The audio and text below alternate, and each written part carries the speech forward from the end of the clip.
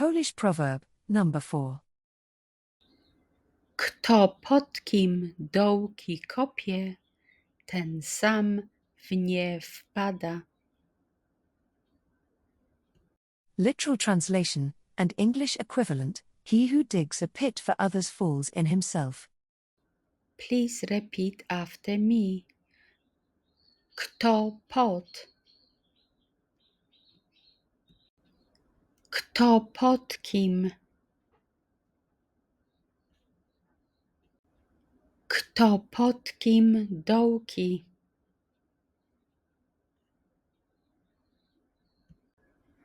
Kto pod kim dołki kopie?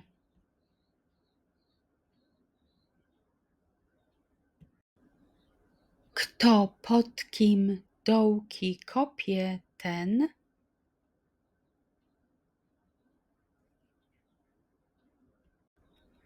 Kto pod kim dołki kopie, ten sam?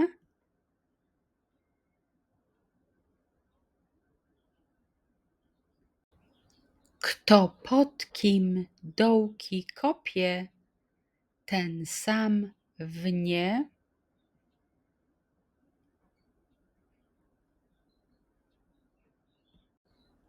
Kto pod kim dołki kopie, ten sam w nie wpada.